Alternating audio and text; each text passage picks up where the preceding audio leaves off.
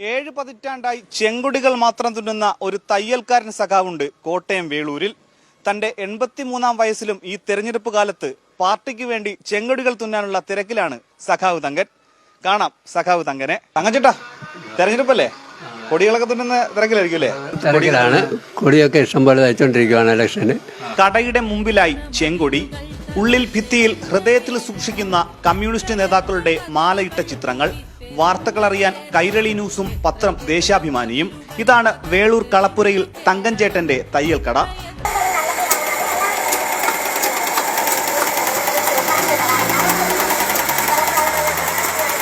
പതിമൂന്നാം വയസ്സിലാണ് സൂചിയും നൂലും എടുത്തത്. അന്നു മുതൽ ഒപ്പം ചേർത്തു ചെങ്കൊടിയും. ഇപ്പോൾ 50 വർഷത്തിലധികമായി കട നടത്തുന്നു. അരിവാൾ ചുറ്റിക നക്ഷത്രമുള്ള ചെങ്കൊടികൾ തുന്നിക്കൂട്ടിയതിന് കൈയും കണക്കുമില്ല. തെരഞ്ഞെടുപ്പ് കാലത്തും സമ്മേളന കാലത്തും സഖാവ് തങ്കനും തയ്യൽ മെഷീനും ഒട്ടും വിശ്രമവുമില്ല. പാർട്ടി കൊടികൾക്ക് പ്രതിഫലമായി 1 രൂപ പോലും വാങ്ങാറുമില്ല. 1 പൈസ പോലും മേടിക്കില്ല. 5 പൈസ പോലും, ഒരു നൂല് പോലും കൊണ്ട് തന്നിട്ടല്ല, വെട്ടിക്കണക്കിന് നൂലെടുത്ത് വെച്ചും കൊണ്ട് തയ്ച്ചു കൊടുക്കുകയാണ്. CPM-ന്റേതല്ലാതെ മറ്റൊരു പാർട്ടിക്കാർക്കും കൊടിയും തങ്കൻ തുന്നില്ല.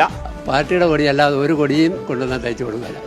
എത്ര രൂപ എന്നാലും തയ്ക്കില്ല. കറതീർന്ന കമ്മ്യൂണിസ്റ്റിന് പഞ്ചായത്ത് തെരഞ്ഞെടുപ്പിൽ മത്സരിക്കാൻ പാർട്ടി അവസരം നൽകിയെങ്കിലും തങ്കൻ അത് സ്നേഹപൂർവ്വം നിരസിച്ചു. ഇവിടെ വന്ന് മത്സരിക്കണമെന്ന് പറയും.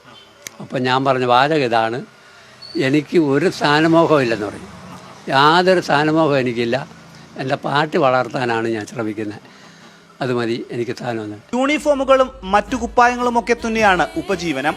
തെരഞ്ഞെടുപ്പ് കാലത്ത് രാവിലെ 6 മുതൽ രാത്രി 11 മണി വരെ സജീവമായിരുന്ന കട ഇത്തവണ കോവിഡ് പ്രതിസന്ധി മൂലം രാവിലെ 8 മുതൽ വൈകുന്നേരം 6 വരെയാണ് പ്രവർത്തിക്കുന്നത്. കറകളഞ്ഞ കമ്മ്യൂണിസ്റ്റുകാരനാണ് തങ്കൻ ചേട്ടൻ. അതുകൊണ്ടാണ് തന്റെ തയ്യൽ ജോലിയും തങ്കൻ ചേട്ടന് രാഷ്ട്രീയമാകുന്നത്. ക്യാമറമാൻ സാംജിത്ത് ആർപ്പൂക്കരയ്ക്കൊപ്പം മനീഷ് മഹിബാൽ, കൈരളി ന്യൂസ്.